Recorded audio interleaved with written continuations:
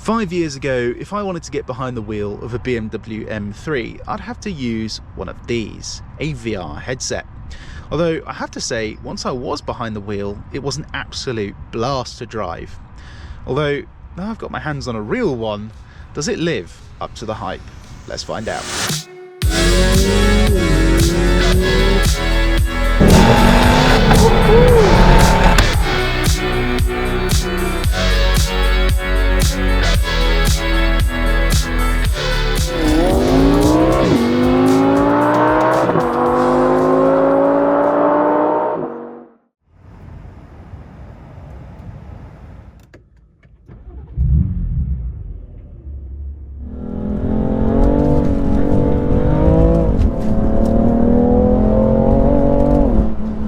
I suppose you could say it does. However, there are some things about the BMW M3 competition that you don't get in a game.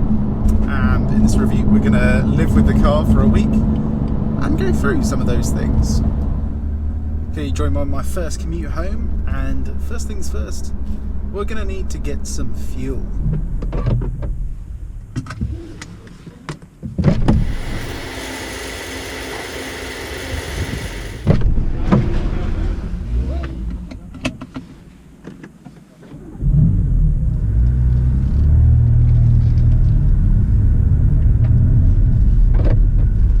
Now we've got some fuel. I've reset our trip computer, so I'm going to see what kind of MPG I get just over the course of a week driving this thing around. And I'm going to see how the car kind of eggs me on.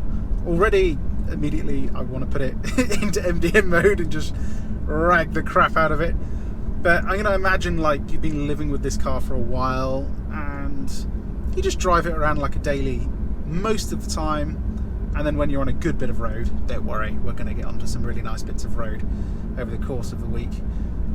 And then, then really rag it. But yeah, I'm guessing it's going to be less than 20 miles per gallon. But yeah, driving around town, the M3 is a nice car. It's not overly stiff.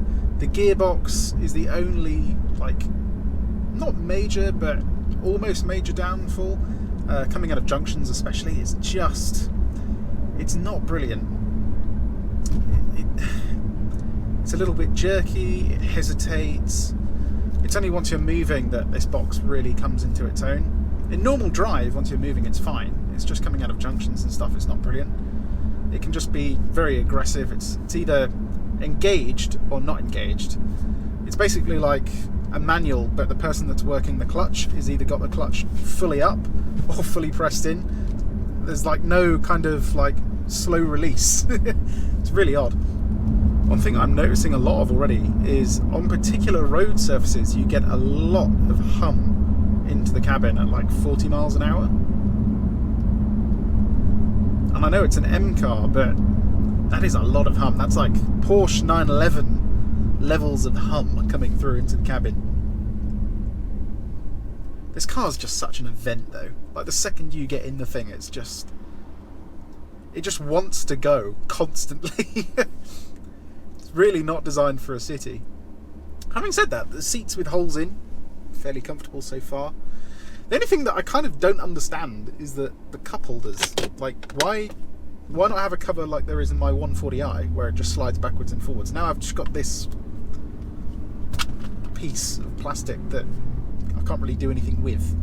It's kind of weird. Anyway, let's get onto a nice bit of road. Yeah, I can see if I can demonstrate what it's like coming out of junctions here. So it's just, see what I mean? And I didn't try and exaggerate that. That is just what it's like. It's very you have to be so smooth with your throttle input to actually make this thing smooth to drive. Anyway, let's not worry too much about that. Get ourselves in MDM mode and have some fun. And that's the speed limit. That's all the fun you're allowed to have. Legally, of course. But the sound this car has, it's so visceral. And in the competition trim, it's just constant burbles. Let's see if I can open the windows up. Quite quiet though, but they are just constant. Woohoo! One thing I do like though is when you change gears, you just get this like really brutal shove in the back. You can see my head moving there. It's like a proper thud. I think because it's just got so much mid-range torque. A lot of people don't like that because obviously mid-corner it upsets the car a bit, but I quite like it. It's like there's something kind of Lamborghini-esque. You know, their single clutch gearbox. It's kind of like that. It's like an event. But steering, you feel so connected to the car. You can feel what's going on underneath you, and that's kind of where the non-competition pack cars really suffered. Like this car, it's weird. The differences are very small, but at the same time, the combination of all of them just makes it like so much better to drive. Like you just have so much more confidence in the car to push it hard. Like in this, I feel like I could turn all the assistance systems off and still just drive it around normally, and I'd be totally fine. And see, herein lies the problem with having a nice car in London. Even when you're driving it, you're not really driving it. The whole commute home, you know, technically they're fairly nice roads, but you don't really get a chance to use them properly. It kind of sucks, really, because you want to scratch that itch. You really want to get driving, and you just can't. There's just too many people around. Anyway, that's my commute over with, and as you can see, we're averaging 23.6 miles per gallon, and I haven't really come out of comfort mode apart from for about 10 seconds. It's going to be an expensive week. Oh well. Smiles per mile. Next thing to do with this thing is to take it shopping and see what it's like. I'm not going to fill up the boot because it's just me, and I can't really eat an entire boot's worth of food in a week. Which is a good thing. It means it's got a big boot. But yeah, you know, stuff like shopping hooks. Has it got proper shopping hooks? Does it have a cover for them, like stupid cup holders? Let's hope not. Anyway, let's crack on.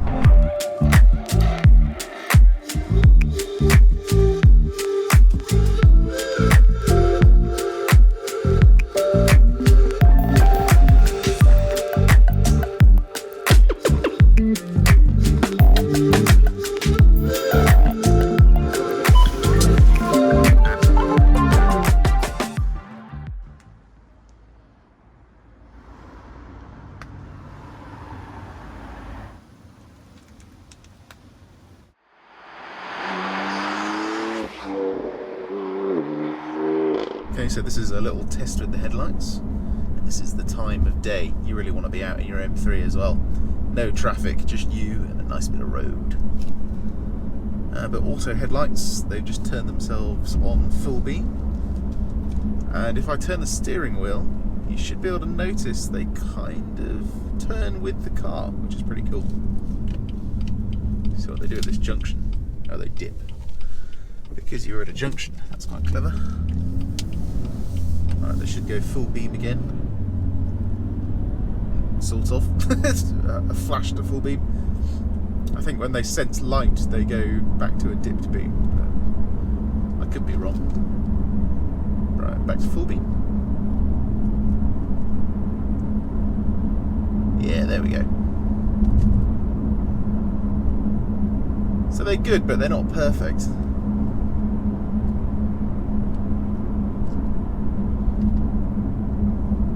But the actual brightness of these LEDs is fantastic. And when you are going around corners, having them turn with the car looks absolutely wicked. There's a car coming up in front of us. Let's see if it can see it.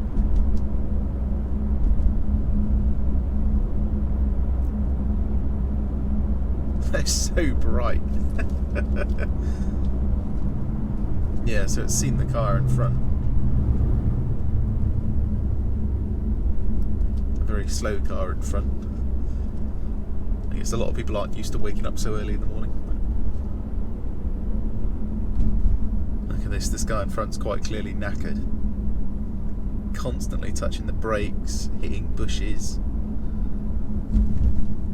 just stopping for no reason.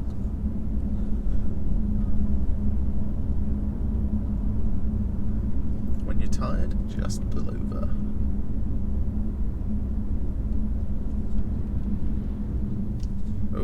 Oh, there we go. Finally. Good lad. It's almost like he could hear me. Right. Who needs caffeine when you have an M3?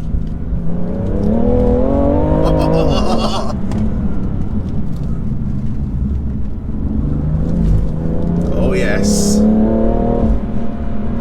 This is what it's about. This is where you need those headlights as well.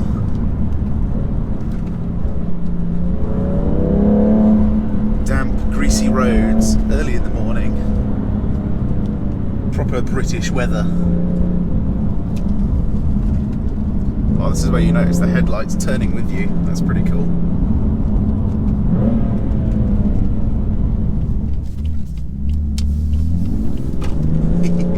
Oi! Very sideways there.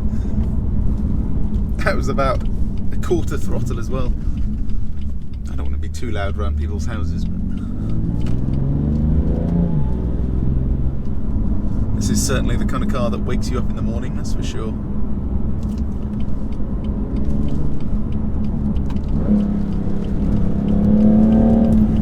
Oh yes, nice bite on the front end.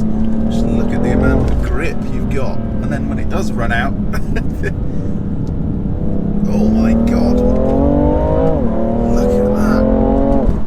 Oh. You see what I mean about those gear shifts as well? They're just like thud in the back. Absolutely brutal.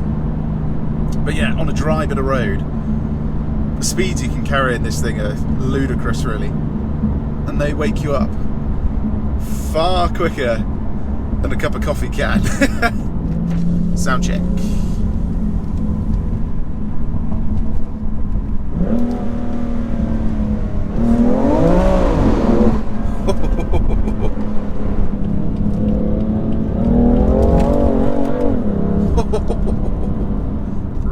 And then at a flick of a switch, you're back in drive. Gearbox is nice and smooth, and you can relax. Having that dual personality is really nice. And even though I've had this thing a couple of days, I've set up my M1 mode as like a sort of halfway house sports mode. So I've got it in D2, which I find really nice because it keeps you in the torque band of the engine. So you can see we're sitting at like 1800 revs and it never really goes below that. And then it gives you slightly quicker shifts, but not shifts to a point where it kicks you in the back. And then engine in sport, steering in comfort, and suspension in comfort as well. And I find that to be like the perfect setting for just daily driving, because you hear the car then, but everything else is soft. And when you come up to junctions and stuff, it doesn't hesitate. Like you just touch the throttle and you're off straight away. Now let's turn the exhaust back off, just because we're driving past people at early hours of the morning.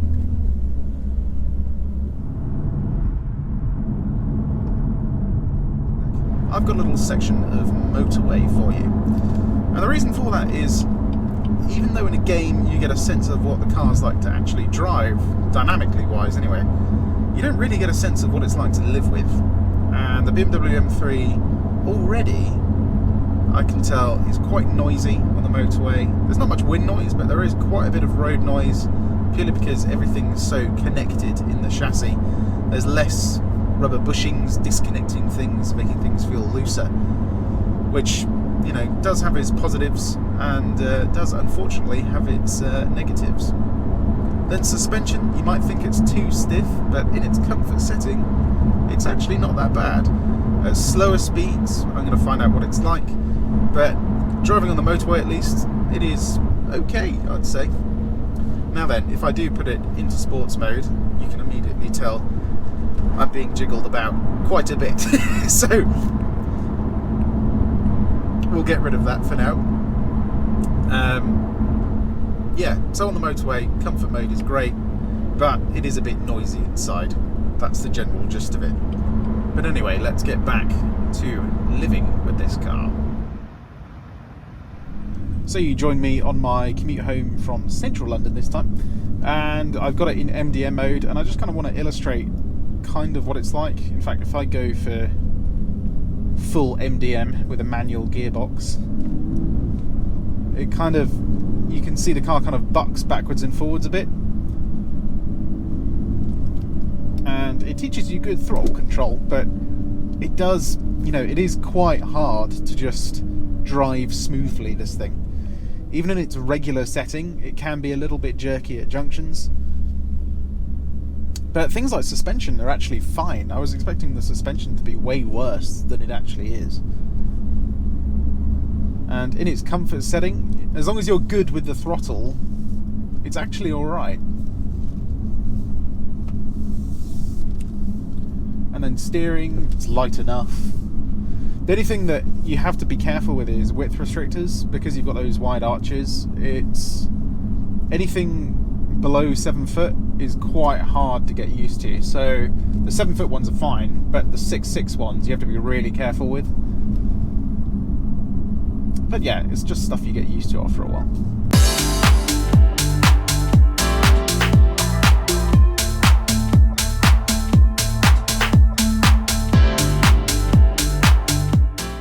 So my final commute into work, and after I did the review of this car, I said that it wasn't a car for everyone, and that comment definitely still stands.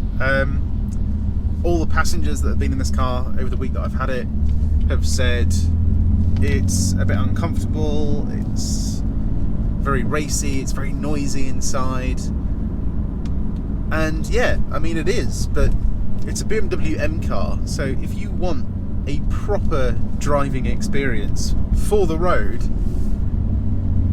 this is the car that you get. If you want a car that has a loud exhaust and doesn't handle as well as this, you get a C63. If you want a purely comfortable car that'll perform come rain or shine, you get an Audi RS5. But again, there is something about this car. The word visceral again comes to mind. It's just so visceral to drive. You can feel everything up to your fingertips. And even though it's got a jerky gearbox and is a bit uncomfortable, and at 40 miles an hour there's insane amounts of tyre roar, for some reason it goes away as you go quicker. Bit odd that. And it drinks fuel like an alcoholic. It is still just an amazing car to drive. Once you've got this thing on the right bit of road, it just comes alive in your hands. And from 2 minutes of driving the thing, you just go, yeah, this is a really special car. And it is a special car. But it's one that, again, demands respect. You absolutely have to treat this thing with respect, especially if you're turning things like the traction control off, because it will kill you. I'm not joking. If you turn the traction control off in this thing, it will just...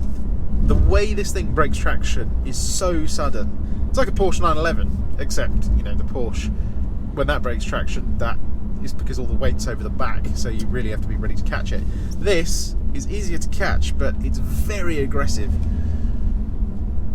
But for daily driving, if you can put up with the fact it's a bit noisier and a bit less comfortable than your regular BMW 3 Series, I genuinely think you're going to have a blast in this thing. It really is a special car to drive. And that brings me on to my second point. If you are getting one of these, or you're thinking of buying one, get one with the competition package. Now, I know a lot of people have said, it doesn't make a massive amount of difference. The stuff they've done to the suspension and the fact you just get more rubber contacting the road makes enough of a difference for me that I would be looking for one of these rather than a regular BMW M3. It just feels more connected, it feels tighter, yet it's still just as comfortable as a regular BMW M3. So if you are going to get one of these, please get one with a competition trim, or buy a really cheap regular M3 and mod it up to the eyeballs. It's up to you, I guess. But I mean, this car is just oozing with character. You've got those ridiculously wide arches, you've got a gearbox that hates to drive slowly. It's a car that's just always angry. No matter which mode you're in, it's always wanting to get up and go. But that's what an M car should be. You shouldn't get into an M car and think, oh, this could do with being a bit more aggressive or a bit more exciting. You want to get in it and, think you're going to die from the second you drive it. And you want to feel the road. You want to feel things. You want to feel the steering. The steering should have weight. It should be accurate, precise. A lot of performance cars these days are kind of so capable and so dialed in to the average person that can't actually drive, that to the person that actually can drive and wants to drive it properly with all the assistance systems off, it just kind of doesn't give you that fizz. Whereas this is a proper M car. You turn the aids off in this, you are having fun, and you need to know what you're doing. But yeah, I think we'll end the episode there, just so I don't start repeating myself over and over on how much I love this thing. As always, I hope you enjoyed this episode of Living with a Car series. If you did, give it a like and why not subscribe. As you can see everything we've got for sale, you can see more content like this. So yeah, my name's Tom, and you've been watching Paragon Cars. I will see you in the next one. Goodbye. I almost forgot my long-term MPG is 20.8. I can't see it on that one. Maybe on that one. Yeah, 20.8 miles per gallon. Not exactly brilliant, is it?